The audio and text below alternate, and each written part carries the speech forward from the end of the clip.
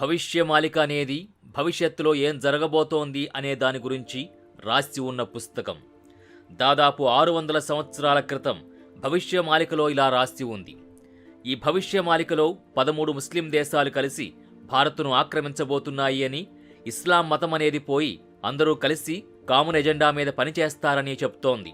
అసలు ఆ common agenda ఏమిటి? భారత్ నిజంగా ఇబ్బందుల్లో పడనుందా?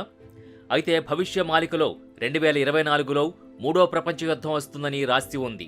అచ్చం భవిష్యమాలికలో చెప్పినట్టుగానే రష్యా ఉక్రెయిన్ మధ్య యుద్ధం, నార్త్ కొరియా సౌత్ కొరియా మధ్య యుద్ధం, ఇజ్రాయెల్ ఇరాన్ల మధ్య యుద్ధం అనేది వచ్చింది. దీన్ని మూడో ప్రపంచ యుద్ధానికి సంకేతంగానే చూడాలి. అంతేకాక జగన్నాథ ఆలయంలో ఎప్పుడైతే రక్తం ప్రవహిస్తుందో అప్పుడు కలియుగం అంతమవుతుంది అని ఈ భవిష్యమాలికలో రాసి ఉంది. భవిష్యమాలిక అనేది ఒక పుస్తకం.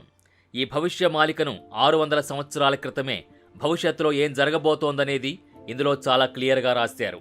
కలియుగం ఎప్పుడు అంతమవుతుంది, ఇంకొక యుగం ఎప్పుడు ప్రారంభమవుతుంది అనే దాని గురించి చాలా యాక్యురేట్గా రాశారు. ఇందులో చెప్పిన ప్రతిదీ నిజమవుతోంది.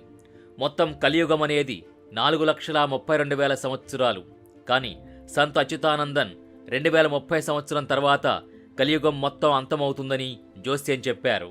ఎందుకంటే కలియుగంలో చేస్తున్న పాపాల కారణంగానే అంతమవుతుందని సంత్ అచ్యుతానందన్ అన్నారు. అయితే మిమ్మల్ని భయపెట్టాలనేది మా ఉద్దేశం కాదు. పుస్తకంలో చెప్పిన దాన్ని బట్టి ఏం జరిగాయి, ఏం జరగబోతున్నాయి అనేది చెప్పడమే మా ఉద్దేశం. ఈ భవిష్యమాలికలో చెప్పిన దాన్ని బట్టి 2024 నుంచి 2030 మధ్య సమయం అన్నది చాలా ముఖ్యమని, ఈ 2024 నుంచి 2030 మధ్య కాలంలో ఎప్పుడైనా కలియుగం అంతమవ్వచ్చని, కలియుగం అంతమై యుగ పరివర్తనం జరుగుతుంది అని, మూడో ప్రపంచ యుద్ధం వస్తుందని, ప్రకృతి విపత్తులు ఏర్పడతాయని, కొన్ని ప్రాణాంతక వైరస్సులు వచ్చే అవకాశం ఉందని భవిష్యమాలికలో చెప్పబడింది. భూమి మీద వైకుంఠంగా పిలిచే జగన్నాథ మందిరం యొక్క దేవుణ్ణి గాడ్ ఆఫ్ యూనివర్స్గా పిలుస్తారు. అయితే భూమి మీద దేవుడు 2 రూపాల్లో మాత్రమే ఉన్నాడని, ఒక రూపం హనుమాన్గా ఉండగా ఇంకొకటి జగన్నాథ రూపంలో ఉన్నాడని ప్రచారంలో ఉంది. కలియుగం అంతమవుతుందనే సమయంలో జగన్నాథ స్వామి కలియుగాన్ని వదిలి తిరిగి తన స్వర్గలోకం వెడతాడని భవిష్యమాలికలో చెప్పబడి ఉంది. భవిష్యమాలికలో చెప్పినట్టుగానే జగన్నాథస్వామి ఆలయంలో ఇటీవల ఎప్పుడూ జరగని వింత ఘటనలు జరుగుతుండడం పలు అనుమానాలకి తావిస్తోంది. ఈ భవిష్యమాలిక ప్రకారం జగన్నాథ మందిరంలో పాతకాలం నాటి చెట్టు కనుక విరిగి కింద పడింది అంటే ఇది త్వరలో కలియుగం అంతమవబోతోంది అనే దానికి సంకేతమని ఈ భవిష్యమాలికలో చెప్పబడింది. అయితే ఒరిస్సాలో 2019లో వచ్చిన వరదల్లో జగన్నాథ మందిరంలో ఉన్న పాత చెట్టు అనేది విరిగి వరదల్లో కొట్టుకుపోయింది. ఆ తర్వాతనే భయంకరమైన కోవిడ్ వ్యాధి అనేది మన దేశంలో సోకింది. అంతేకాక 2024లో జగన్నాథ రథయాత్రలో స్వామి బలభద్రమూర్తి ఒక్కసారిగా అకస్మాత్తుగా కింద పడ్డాడు. భవిష్యమాలికలో ఈ విషయం కూడా చెప్పబడింది. జగన్నాథ రథయాత్రలో స్వాముల విగ్రహాలు కనుక ఒక్కసారిగా అకస్మాత్తుగా కింద పడినా జగన్నాథ స్వామి యొక్క గోపురం మీద పక్షి వాలుతుందని, అది కలియుగం అంతానికి సంకేతమని చెప్పబడింది. అంతేకాక జగన్నాథ స్వామి యొక్క నీలి చక్రం కనుక వంగిపోతే కలియుగం అంతం అవబోతోందనే దానికి సంకేతమని చెప్పబడింది. మీరు చూస్తే కనుక 2019లో వచ్చిన తుఫాను కారణంగా జగన్నాథ మందిరం యొక్క నీలి చక్రం అన్నది వంకరగా అయింది. మార్చి 19, 2020న ఏకాదశి రోజున జగన్నాథ మందిరం యొక్క జెండా కాలిపోయింది. అంతేకాక జగన్నాథ మందిరం గోపురం మీద ఇప్పటివరకు ఎప్పుడూ పక్షి కూర్చున్న దాఖలాలు లేవు. అంతేకాక విమానం కానీ హెలికాప్టర్ కానీ జగన్నాథస్వామి ఆలయం గోపురం మీద నుంచి వెళ్లడం కూడా నిషేధం విధించారు. గోపురం అన్నది అత్యంత పవిత్రమైంది అన్నమాట. కానీ 2020లో జగన్నాథస్వామి ఆలయ గోపురం మీద మొట్టమొదటిసారిగా డేగ అనేది కూర్చుంది. అచ్చం భవిష్యమాలికలో కూడా చెప్పినట్టు జరగడంతో త్వరలో కలియుగం అంతమనేది దగ్గరలోనే ఉన్నట్టు భావిస్తున్నారు. భవిష్యమాలికలో ఎప్పుడైతే శని కుంభరాశిలో ప్రవేశిస్తాడో అప్పుడు మూడో ప్రపంచ యుద్ధం ప్రారంభమవుతుందని చెప్పబడింది. 29 ఏప్రిల్ 2024లో శని కుంభరాశిలోకి ప్రవేశించాడు. ఆ తర్వాత ఏప్రిల్లో ఇస్రాయెల్ మరియు ఇరాన్ దేశాల మధ్య యుద్ధం అనేది స్టార్ట్ అయింది. అంతేకాక ఇంకా వేరే దేశాల మధ్య కూడా యుద్ధ మేఘాలు కమ్ముకున్నాయి. ఆ తర్వాత ఇస్రాయెల్ హమాస్ మధ్య యుద్ధం కూడా స్టార్ట్ అయింది. అంతేకాక పాలస్తీనా, లెబనాన్, ఇరాన్ కూడా యుద్ధంలో ఇన్వాల్వ్ అవడంతో ఇంకా టెన్షన్ పెరిగింది. ముస్లిం దేశాలన్నీ కూడా లెబనాన్ మరియు పాలస్తీనాకు మద్దతు పలికాయి. ఈ పరిణామాలన్నింటినీ మూడో ప్రపంచ యుద్ధానికి సంకేతమని చెప్పొచ్చు. భవిష్యమాలికలో చైనా మరియు ఇతర 13 ముస్లిం దేశాలు కలిసి భారత్ను ఆక్రమించుకుంటాయని రాసి ఉంది. భవిష్యమాలికలో చెప్పిన ఆ 13 ముస్లిం దేశాలు ఇప్పుడు 57 ముస్లిం దేశాలుగా అయ్యాయి. భవిష్యమాలికలో చెప్పినట్టుగానే ఇప్పుడు ఈ ముస్లిం దేశాల్లో ఒకటైన టర్కీ ఇంకా మిగతా అన్ని దేశాలు కలిసి కామన్ ఎజెండా మీద వర్క్ చేయాలని ఆలోచన చేస్తున్నాయి. ఈ ప్రపంచ యుద్ధం 6 సంవత్సరాల 6 నెలలు జరుగుతుందని, అందులో చివరి 3 నెలల్లో భారత్ యుద్ధంలో పాల్గొనే అవకాశం ఉందని, చివరికి యుద్ధంలో భారత్ విజయం సాధిస్తుందని, కానీ యుద్ధం వల్ల రెండు వైపులా భారీగా ప్రాణ నష్టం, ఆస్తి నష్టం జరుగుతుందని, చైనా ఇక ముక్కలు ముక్కలుగా అవుతుందని, పాకిస్తాన్ ఆనవాళ్లు కూడా లేకుండా పోతుందని, యుద్ధం తర్వాత 800 కోట్లున్న ప్రపంచ జనాభాలో 65 కోట్లు జనాభా మాత్రమే బతికుంటారని, అందులో 33 కోట్లు భారతీయులుగా ఉంటారని భవిష్యమాలికలో రాసి ఉంది. ఇంకా రానున్న రోజులు చాలా కీలకంగా ఉండే అవకాశం ఉంది.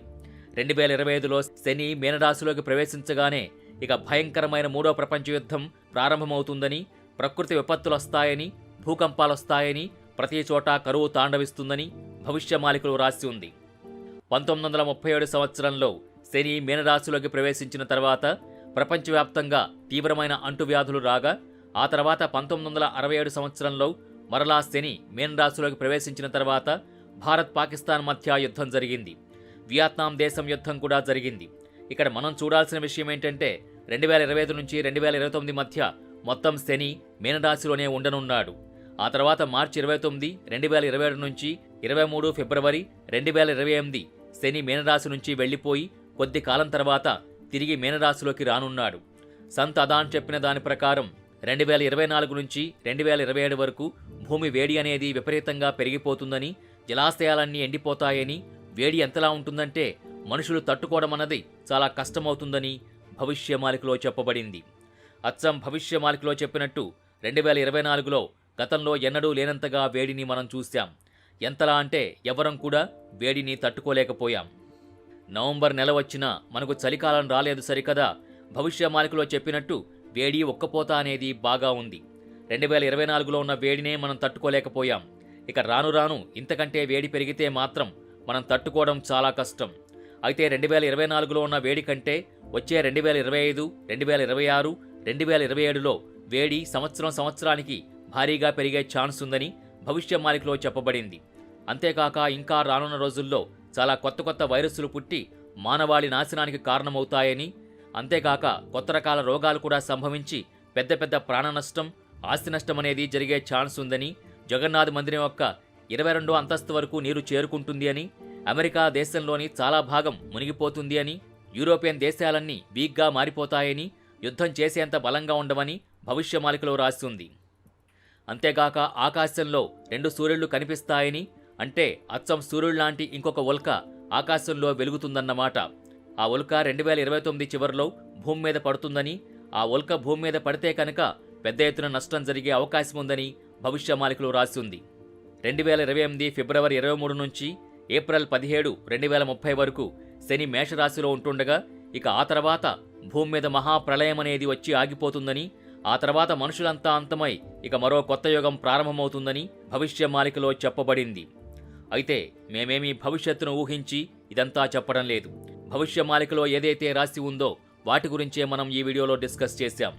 ఈ పుస్తకంలో చెప్పింది చెప్పినట్టు జరుగుతుందా లేదా అనేది మనమైతే ఖచ్చితంగా చెప్పలేం.